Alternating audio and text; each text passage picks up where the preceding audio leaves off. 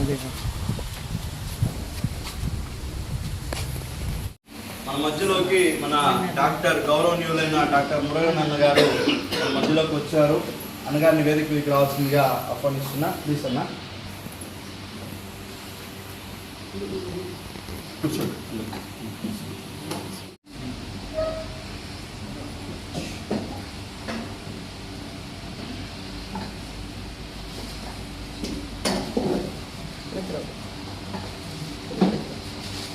Saltite.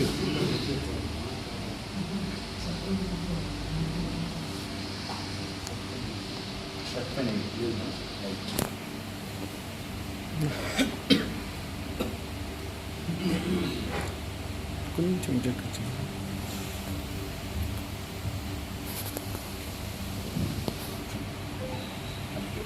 రోజు ఇక్కడికి విచ్చేసినటువంటి గౌరవనీయులైన Sevaratna doctor R Muruganan triple doctorate award గ్రహీత డాక్టర్ ఆర్ మురుగనన్న గారు మన ఇంటర్నల్ మీటింగ్కి హాజరయ్యారు. అన్న వచ్చి మన సంస్థలో స్టేట్ జనరల్ సెక్రటరీగా బాధ్యత వహిస్తున్నారు. సో అన్నగారు మన స్టేట్ జనరల్ సెక్రటరీగా బాధ్యత వహిస్తున్నారు. మేము చేసేటువంటి సర్వీసెస్ అన్నకు నచ్చాయి. అన్న మనల్ని పిలిపించడం, అదేవిధంగా నేను కూడా మీకు సపోర్ట్ చేస్తానని చెప్పి చాలా విధాలుగా అన్న నన్ను ఎప్పటికప్పుడు ఇన్స్పిరేషన్ చేస్తూ ఉండేవారు. అదేవిధంగా ఎప్పటికప్పుడు నన్ను ప్రోత్సహిస్తూ ఉండేవారు. అన్న మీరు ఏ పనైనా చేయండి, మీ వెనక మేము ఖచ్చితంగా ఉంటాం, 10 మందికి ఆకలి తీర్చండి, దాని వెనుక మేము ఖచ్చితంగా ఉంటామని చెప్పి అన్నగారు కూడా నాకు ప్రోత్సహిస్తూ వచ్చేవారు. ఇప్పుడు ఈ యొక్క ప్రోగ్రాంకి చీఫ్ గెస్ట్గా విచ్చేసినటువంటి గౌరవనీయులైన డాక్టర్ మురుగనన్న గారు మాట్లాడాల్సిందిగా కోరుతున్నాను. అందరికీ నమస్కారం. మన హ్యూమన్ రైట్స్ తరఫున వాళ్ళకి కూడా ధన్యవాదాలు తెలుపుకుంటున్నాము. ఈరోజు హ్యూమన్ రైట్స్ తరఫున మీటింగ్ కూడా పెట్టడం జరిగింది. హ్యూమన్ రైట్స్లో ఏపీ స్టేట్ జనరల్ సెక్రటరీగా నాకు కూడా పోస్టింగ్ చేయడం జరిగింది. మనకి చాలా సంతోషంగా ఉంది. మనకి ఇచ్చిన మనం మనస్తృప్తిగా మనం ఏదైనా కానీ మనస్తృప్తిగా మనం చేస్తున్నాము.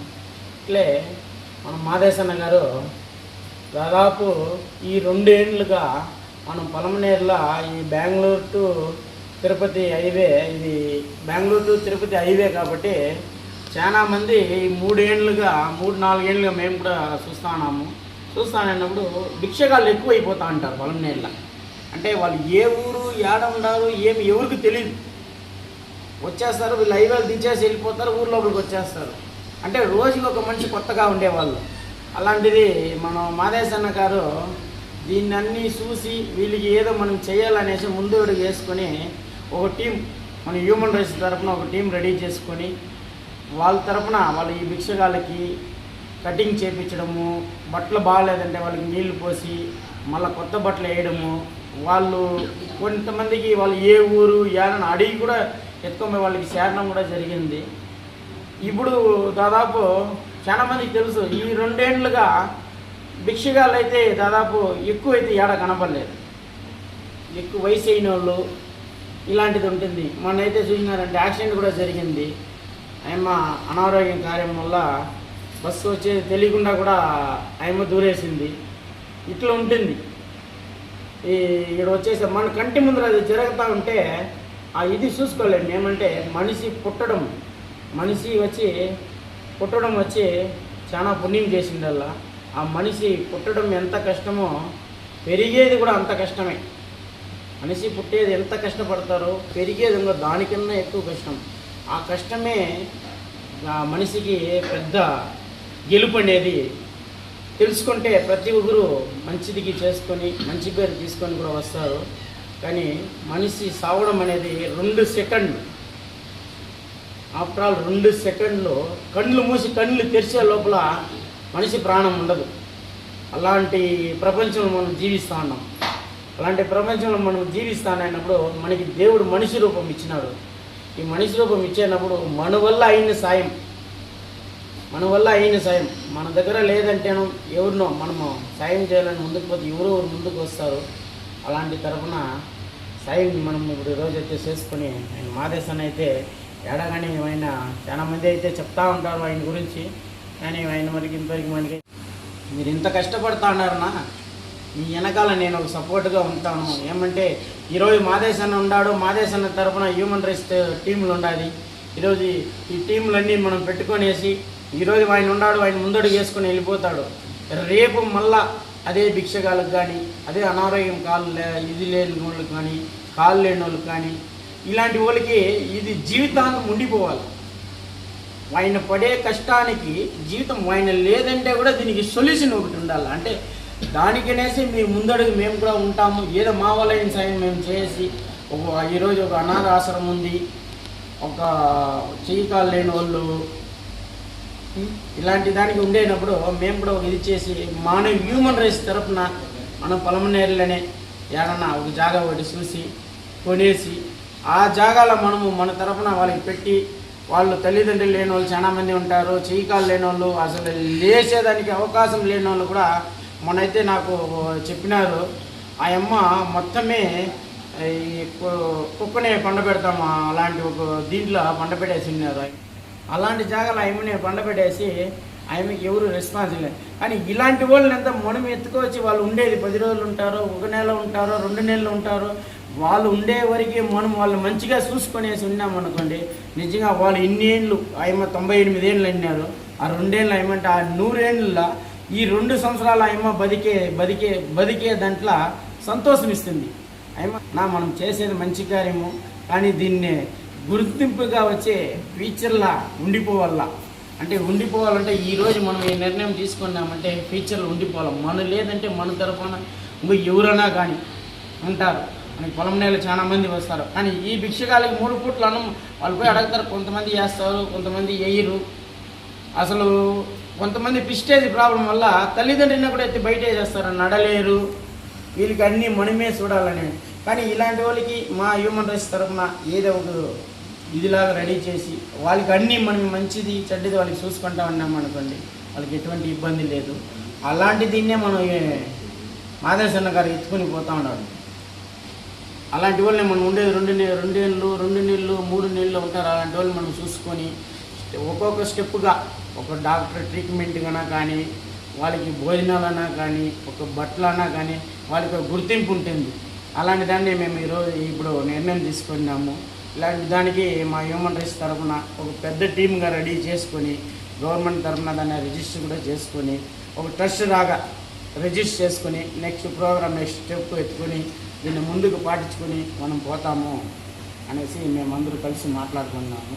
ఖచ్చితంగా దీన్ని సక్సెస్ చేసి కూడా జనాల మధ్యలో నేను చెప్పింది నిజం, వాళ్ళు ఆ రోజు మాట్లాడినారు, ఇది నిజం అనేసి కూడా వాళ్ళకి తెలుస్తుంది. అట్లే మనం ఈరోజు హ్యూమన్ రైట్స్ అంటే ఒక పేరు ఉండాలి మనకి. హ్యూమన్ రైట్స్ అంటే వాళ్ళు ఎదిరిస్తారు అనే ఒక పేరు ఉంటుంది. దేనికైనా తెగిస్తారు, దేనికైనా ఎదిరిస్తారు అనేసి. కానీ వాళ్ళకి మంచి మనసు ఉండేది కూడా జనాలకి తెలియాల. కానీ చాలామంది హ్యూమన్ రైట్స్ అంటే ఈరోజు నేను ఈ మీటింగ్ వస్తానైనప్పుడు నలుగురు చెప్పినారు, హ్యూమన్ రైట్స్లు ఎందుకు ఉండవు, వాళ్ళు ఎంతకన్నా తెగిస్తారు, దానికి వద్దు అన్నారు. మేము ఏ రోజు హ్యూమన్ రైట్స్ పెట్టుకుని రౌడిజం పోలేదు, దందాలు చేయలేదు, ఏ టోల్ గేట్ కానీ మేము హ్యూమన్ రైట్స్ నా కారు పాస్ చేయండి అనేసి మేమైతే ఏ రోజు ఆడగానే గలాటాలు అంతా పెట్టుకోలేదు. మాకు హ్యూమన్ రైట్స్ అనే ఒక ఇది ఇచ్చినారు. కానీ దాన్ని మనస్తృప్తిగా మంచిదికే పోరాడతాం. దీన్ని బట్టి బీదోళ్ళకి మనం సాయం చేయాల, మన వల్ల అయిన కాడికి మనం సాయం చేయాల. ఈరోజు నాకు ట్రిపుల్ డాక్టరేట్ వచ్చింది, సేవారత్న వచ్చింది. ఇవన్నీ మనం చేసే సేవలు. అంటే కొంతమంది ఏం చేస్తారంటే మనం సేవలు చేస్తాం మనకి ఏం వస్తుంది అనేసి. ఇది చిన్న ఉదాహరణ ఏమంటే మనం మాదేశన్న గారిని ఎత్తుకుంటాము. ఎవరో ఫోన్ చేసినారంట, ఫోన్ చేసి మీకు డాక్టరేట్ ఇస్తాము తీసుకోండి అని అడిగినప్పుడు సరే తీసుకుంటాము అన్నారంట. మళ్ళీ ఖర్చు అవుతుంది అన్నారంట. ఖర్చు అవుతుంది అన్నప్పుడు మాదేశన్న ఏం చెప్పినాడంటే, అన్నా ఖర్చు డబ్బులు పెట్టే సోమత, ఆ డబ్బులు పెట్టి వచ్చే డాక్టరేట్ నాకు వద్దునా, నేను చేసే సేవలు చూసి, నేను చేసే మంచి కార్యం చూసి నాకు డాక్టరేట్ వచ్చే మారైతే నేను తీసుకుంటాను అనేసి మాదేశాన్ని చెప్పినాడంట. అంటే ఎవరని తెలుసు. ఎందుకు తెలుసు అంటే నేను మంచి కార్యం చేసుకొని పోతా ఉండా. ఎవరు సొమ్ము తినలేదు, ఎవరు ఏమి మనం ఎవరి దగ్గర గలాటాలకు పోము, ఎవరు ఆశలు మనం ఆక్రమించలే, మనం మంచి కార్యం తీసుకొని పోతా ఉన్నాను. కాబట్టి మనం సమాజంలో ఈరోజు మనం మంచి కార్యం చేస్తామంటే గంటావూరు గంగమ్మ గుడి వల్ల నేను ఎదిగినాను. ఈరోజు ఆ గంగమ్మ తల్లికి ఇప్పుడు 10 మూటల బియ్యం వచ్చింది. మాకు సంతోషంగా ఉండాలి. ఇక్కడ 10 మూటల బియ్యం. ఈ 10 మూటల బియ్యం యాడ్ నుంచి వచ్చిందంటే గంగాధర్ నెల్లూరు నుంచి వచ్చింది. పొలంనేరు యాడ్ ఉంది, గంటావూరు యాడ్ ఉంది, గంగాధర్ నెల్లూరు యాడ్ ఉంది. కానీ గంటావూరు అంటే పొలంనేరుకి మాత్రమే తెలుసు. ఆ గంగమ్మ తల్లి వల్ల, మన మీడియా సోదరు వల్ల పొలంనేరులో గంటావూరు ఉంది. గంటావూరు లోపల గంగమ్మ గుడి ఉంది. గంగమ్మ గుడికి ఒక చైర్మన్ ఉన్నాడు. వాడు మంచి కార్యం చేసుకొని పోతా ఉన్నాడు. మనము ఒక చెయ్యి పెడతాము, మనము ఒక అడుగు పెడతాము, మన వల్ల ఏం సాయం మనం చేస్తాము, బీద సాదాకి సాయం చేస్తా ఉన్నాడు అనేసి ఈరోజు 10 మూటలు. అంటే నేను ఈ గంగమ్మ గుడి తీసుకుని 2 ఏళ్ళు అయింది. ఈ 2 ఏళ్ళ నాకు దొరికిన కాడికి నేను సంపాదించే దాంట్లో నేను సాయం చేసుకొని పోతా అంటే కూడా అన్నదానం చేసే దాంట్లో ముందడుగులు ఉంటాను. నేను ఏడన్నా కానీ అన్నదానం ఏం చేస్తాను. ఏమంటే మనం చేసే దీంట్లో అన్నదానం మించిన కార్యక్రమం ఏది లేదు. అలాంటి దానికి ఈరోజు నాకు 180 మూటలు దాతలుగా ఇచ్చినారు. ఈ 2 ఏళ్ళ 180 మూటలు నూనె ఇచ్చినారు, 2 మూటలు చక్కెర ఇచ్చినారు, కూరగాయలు ఇచ్చినారు. దాతలు ముందుకు వచ్చి ఇచ్చినారు. మేము వాళ్ళకి చెప్తాము, సార్ మీడియా ముందర రండి, మిమ్మల్ని చూసుకొని 4 వస్తారు అంటే, సార్ మీకు చేసిన సేవల కన్నా మేము మంచిది కాదు, మీరు చెయ్యండి, మీరు చెప్పండి. కానీ ఇలాంటి విషయంలో నేను వాళ్ళకి చెప్పలేదంటే కూడా ఇబ్బంది అవుతుంది. వాళ్ళు దాతలు వచ్చి ముందుకు వచ్చి మనం సాయం చేసినామనేసి చెప్పలేదంటే కూడా ఇబ్బంది అవుతుంది. అలాంటి మా గంగ పండుగ కూడా 20 మూటలు బియ్యం తెచ్చి ఇచ్చినారు. 20 మూటలు బియ్యం తెచ్చిచ్చి, ప్లేట్లు ఇచ్చి, వాటర్ బాటిల్ కూడా తెచ్చి ఇచ్చినారు. రండి అంటే వాళ్ళు ముందుకు రాలేదు. మన పొలంనేరు నుంచి కూడా 4 చిల్లర అంగడి వాళ్ళు కూడా వచ్చి తీసుకొచ్చి ఇచ్చినారు. మీరు రండి అంటే లేదు స్వామి మీరు చేయండి అని చెప్పినారు. అంటే ఒక నమ్మకం మంచిది. మనం ఈరోజు 5 మూటలు బియ్యం ఇస్తామంటే వాళ్ళు ముందుకు వచ్చి ఎందుకు చెప్పలేదంటే నమ్మకం. ఎందుకు నమ్మకం అంటే మురుగన్ని ఎవరు సొత్తు తినడు, 10 మందికి అన్నం పెడతాడనే ఒక నమ్మకం. ఈ నమ్మకాన్ని నేను జనాల మధ్యలో నేను తెచ్చినాను. ఖచ్చితంగా ఇది నా ప్రాణం ఉండే వరకు అది ఎంత మంచిదిగా చేసుకొని పోవాలంటే ఖచ్చితంగా పోతాము. నేను ఇంతకుముందే చెప్పినాను, నాకు ఒక రోజుకి 1 కేజీ బియ్యం ఉంటే మా ఇంట్లో ఉండే వాళ్ళందరికీ సరిపోతుంది. నాకు ఒక రోజుకి 5 కేజీ బియ్యం వద్దు. రేపు మళ్ళీ 1 కేజీ బియ్యం నేను సంపాదించుకుంటాను. ఎందుకంటే దేవుడు నాకు చెయ్యి కాలు బాగా ఇచ్చినాడు. అందువల్ల ఈరోజు 1 కేజీ బియ్యమే చాలు. నేను 5 కేజీల బియ్యం సంపాదిస్తున్నాను. అలాంటప్పుడు 4 కేజీల బియ్యం జనాల్లో పెడితే ఏమి ఇబ్బంది లేదు. మన మాదేశన్న గారికి నేనైతే మాటిస్తున్నాను, 100% వాళ్ళ టీంకి నేను సపోర్ట్ ఇచ్చుకొని ఒక గుర్తింపు, వీధా సాదా చెయ్యి కాలు లేని వాళ్ళకి, భిక్షగాలకి, వీళ్ళకందరికీ ఒక గుర్తింపుగా మేము మాదేశన్న తరఫున ఒక గుర్తింపుగా మా హ్యూమన్ రైట్స్ తరఫున కూడా మేము నిలబడతామనేసి కూడా ఈరోజు నేను మాటిస్తున్నాను. ప్రతి ఒక్కరు హ్యూమన్ రైట్స్లో ఉండేవాళ్ళు ప్రతి ఒక్కరు మీ వల్ల అయిన సాయం ఖచ్చితంగా మీరు కూడా చేయండి. ఇప్పుడు చెప్పినానన్నా దీని గుర్తింపు కావాలా. ఈ గుర్తింపుకి ప్రతి ఒక్క నెల మీటింగ్ పెట్టండి, మన హ్యూమన్ రైట్స్ తరఫున పిలియండి, మీటింగ్ పెట్టండి. సేవారత్న అంటే దానికి కారణం కూడా నేను చెప్తాను వినండి. ఆయన ఆ రోజు ఆయన సీఎం మనం మెచ్చుకునే దానికి సేవ అంటే మనం ఏం చేసినాం, డాక్టరేట్ సేవ ఏం చేసినాం, ఏమి చేయకుండా డాక్టరేట్ తీసుకునేది ఉండాలి. సేవ అంటే నువ్వు ఏం సేవలు చేసినావు జనాలకి తెలియాలి కదా. నేను ఈరోజు నాకు పబ్లిక్లో ఒక సేవారత్న అన్న ఒక పేరు ఉంది, డాక్టర్ అనేసి ఒక పేరు ఉండేటప్పుడు డాక్టరేట్ అనేది సేవారత్న. నేను చేసే సేవలు జనాలకు తెలిస్తేనే కదా సేవారత్న ఇచ్చేది. ఊరికి ఎత్తుకొచ్చి అంత పెద్ద కంపెనీ, నాషియా కంపెనీ ఎత్తుకొచ్చి నీకు సేవారత్న ఇచ్చేసినప్పుడు కంపెనీని వెరిఫై చేస్తారు, ఎందుకు ఇచ్చినారు, వాడు ఏం చేసినాడు సమాజంలో, మాకు తెలిసి ఏం చేయలేదు అనేసి. అలాంటిది ఈరోజు మన మీడియా సోదరు తరఫున నేను చేసిండే మంచి కార్యాలంతా బయట పోయేసి దాన్ని వాళ్ళు యూట్యూబ్ నుంచి వాళ్ళు ఎత్తుకొని దాన్ని మనకి ఫోన్ చేయడము, మనం ఏడన్నారు కనుక్కోవడము, ఆ సేవలు మీరు సేవలు చేసిండారనేసి సేవారత్న ఇచ్చినారు. సేవారత్న ఎట్లా వస్తుంది? సేవలు చేస్తేనే సేవారత్న వస్తుంది. ఏం చేసినావు సమాజం అడుగుతారు, ఎందుకు మీ ఫ్రెండే అడుగుతాడు, నువ్వు ఏం సేవలు చేసినావు బా, నీకు ఎందుకు ఇచ్చినారు వాళ్ళు సేవారత్న? అదంటే కంపెనీ మంచి కంపెనీ కదా, పనికిరాని కంపెనీ కదా అని. ఇది నిజం. అలాంటిది ఆ రోజు ఆయన సీఎం నాకైతే తెలీదు ఈ సేవారత్న అనేది, దీనికి ఇంత వాల్యూ ఉండేదని కూడా నాకు తెలీదు. కానీ అలాంటి అవార్డు నాకు ఇచ్చినప్పుడు ఆయన చెప్పి మెచ్చుకున్నప్పుడు నాకు ఆనందమైంది, నేను ఇంత మంచి పని చేసినానా అనేసి. అలాంటిది పోయిన సంవత్సరం అయితే నాకు వచ్చిండే ఆ సేవా రంగము కారణం కూడా చెప్తాను. పోయిన సంవత్సరం ఓంశక్తి గుడికి 1980 మందిని నేను ఓంశక్తి గుడికి ఫ్రీగా పంపించినాను. పంపించిన వల్ల వాళ్ళకి 5 రోజులు టూర్ పెట్టి 3 పూట్ల వండి కూడా వేసినా నేను. అలాంటి దాన్నే జనాలు, మన యూట్యూబర్లు, మన ప్రింట్ మీడియా వాళ్ళు జనాల మధ్యలో ఎత్తుకొని పోయి దీన్ని పోయేసి బయట నాకు ఫోన్ చేసి ఏం చెప్పడం అంటే, ఒక ఓంశక్తి గుడికి ఒక బస్సునే పిలుచుకొని పోతా అన్నాము, 10 మంది పోతే ఎవరు ఏడపోతారో ఎవరు ఏడ వస్తారో తెలీదు స్వామి.